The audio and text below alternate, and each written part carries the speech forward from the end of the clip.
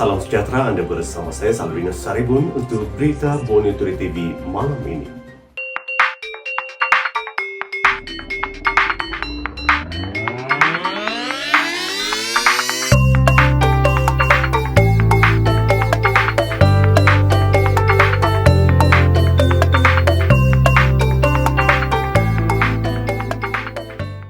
Orang ramai termasuk pelajar universiti perlu jujur ketika mengisi borang pengisytiharan kesihatan di pintu masuk utama negeri ini.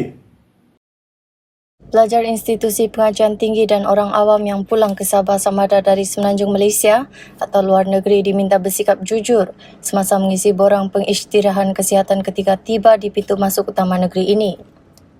Kesemua mereka juga dikehendaki menjalani perintah kuarantin selama 14 hari sama ada di rumah mahupun di pusat kuarantin bergantung kepada tahap kesihatan masing-masing. Pengarah Jabatan Kesihatan Negeri Sabah, Datuk Dr. Christina Rundi berkata, saringan kesihatan akan dibuat di pintu masuk dan sekiranya perlu, pelajar akan dirujuk ke hospital. Sekiranya terdapat individu yang bergejala seperti demam, batuk, selesema, sakit tekak, sesak nafas dan hilang deria rasa atau bau, mereka akan dirujuk ke hospital atau dikehendaki menjalani kuarantin selama 14 hari di pusat kuarantin yang disediakan. Manakala bagi mereka yang tidak mempunyai gejala, akan diperintahkan menjalani kuarantin di rumah selama 14 hari, katanya dalam satu kenyataan semalam. Menurutnya, apabila menjalani perintah kuarantin, pengambilan sampel untuk ujian pemeriksaan COVID-19 diambil sebanyak 2 kali. Pelepasan dari menjalani perintah pengawasan dan pemerhatian di rumah kediaman akan dibuat selepas 14 hari. Kutipan bekalan darah di Sabah berkurangan 24% sejak pelaksanaan Perintah Kawalan Pergerakan PKP susulan hampir 98% kempen derma darah bergerak anjuran pelbagai pihak terpaksa dibatalkan.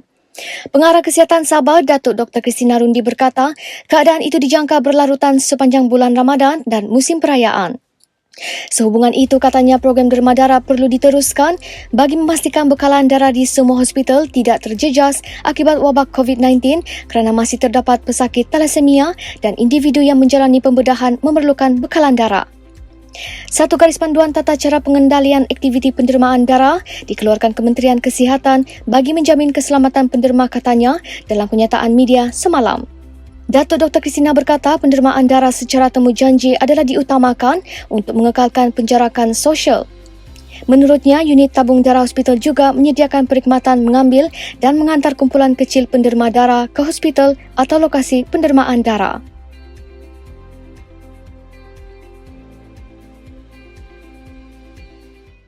Kerajaan Sabah membenarkan jeti persendirian bagi industri tanaman sawit serta petroleum dan gas serta kilang baja beroperasi di Sabah sepanjang Perintah Kawalan Pergerakan PKP. Setiausaha Kerajaan Negeri Datuk Safar Untung berkata, keputusan itu dibuat melalui mesyuarat Pusat Arahan COVID-19 Sabah di Kota Kinabalu hari ini. Dengan itu, 10 jeti persendirian bagi aktiviti pengendalian minyak sawit dan 32 jeti persendirian bagi aktiviti pemunggahan buah tandan segar kelapa sawit dibenarkan untuk beroperasi. Kebenaran beroperasi turut diberikan kepada 2 jeti persendirian bagi aktiviti pengendalian petroleum dan gas. Menurut Datuk Safar, Kerajaan Negeri turut bersetuju membenarkan 33 kilang baja berlesen di Sabah untuk beroperasi bagi memenuhi keperluan tempatan sahaja dan bukan untuk diekspor. Manakala kebenaran bagi operasi penghantaran barangan dan perkhidmatan penting serta semua kebenaran khas di Sabah dilanjutkan sehingga 12 Mei ini mengikut tata cara pengoperasian yang telah ditetapkan. Rakyat wajib bersiap sedia menghadapi rutin baharu kehidupan selepas wabak COVID-19 yang telah menjangkiti lebih 3 juta orang dan mengorbankan lebih 210,000 nyawa setakat ini berakhir kelak. Timbalan Ketua Menteri Datuk Seri Panglima Wilfred Madius Tangau menggariskan sekurang-kurangnya 2 perkara kehidupan normal baharu yang wajar diambil kira.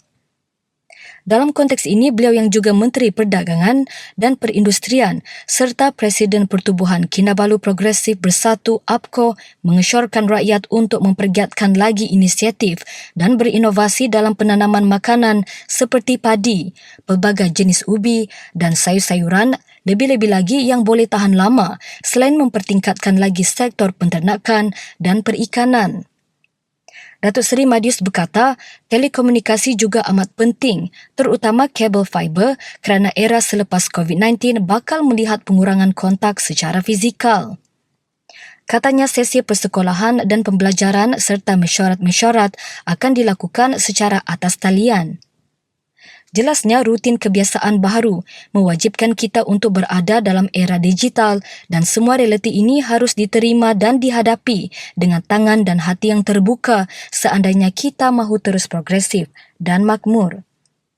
Datuk Seri Madius berkata demikian kepada media hari ini ketika diminta untuk menghuraikan ucapan ringkas beliau semasa menghulurkan bantuan barangan makanan kepada lebih 4,300 penerima di seluruh tuaran di Balai Raya Kampung Rumindako, Dewan Masyarakat Kiulu dan Dewan Serbaguna Tamparuli semalam.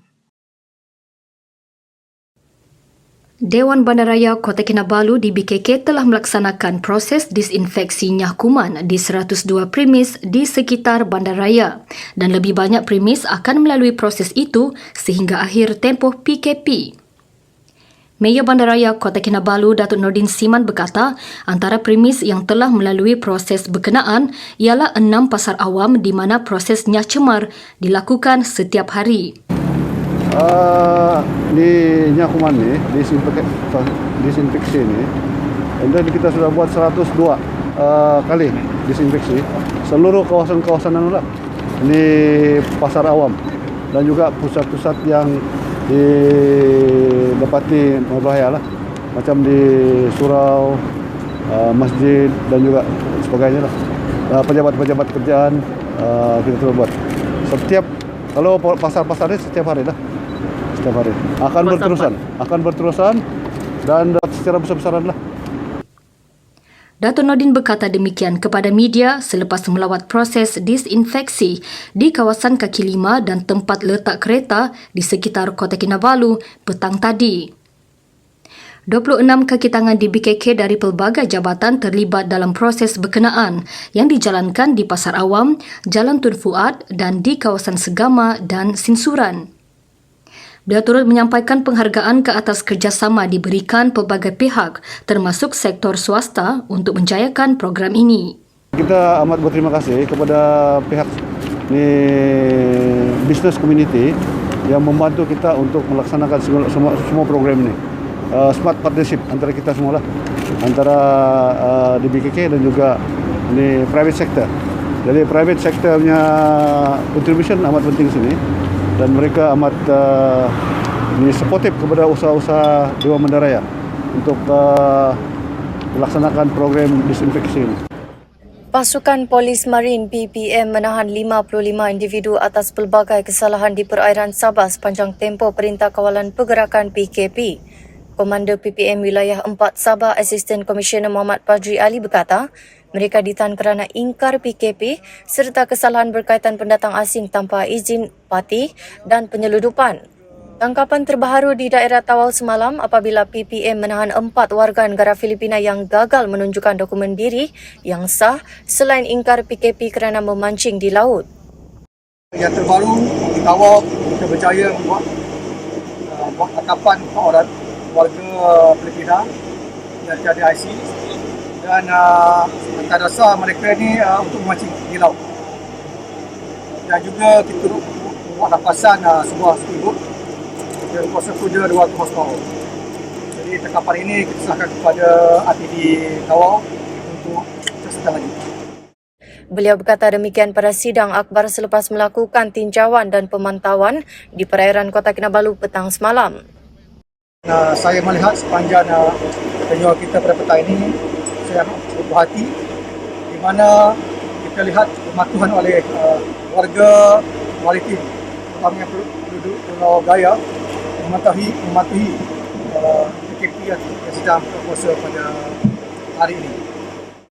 ACP Muhammad Padri berkata PPM telah merangka operasi sempena Ramadan dan Aidilfitri dengan menempatkan kira-kira 42 bot ronda di seluruh perairan Sabah dengan kekuatan lebih 600 anggota. Sebuah kilang perabot musnah sepenuhnya dalam kebakaran di Batu 1 Taman Greenfield Papar malam tadi. 18 pegawai dan anggota bomba bersama 2 jentera dan sebuah kenderaan utiliti dikejarkan ke lokasi sejurus menerima panggilan kecemasan pada 10.55 malam tadi. Turut membantu aset dari Balai Bomba dan Penyelamat Kimanis, tiada kecederaan atau kemalangan jiwa dilaporkan manakala punca kebakaran masih disiasat. Kebakaran dapat dikawal pada jam 11.02 malam. Saudara, Perintah Kawalan Pergerakan akan memasuki fasa keempat bermula esok. Jadi marilah terus kita berada di rumah dan sama-sama memutuskan rantaian COVID-19. Sabina Saribun, BTTV.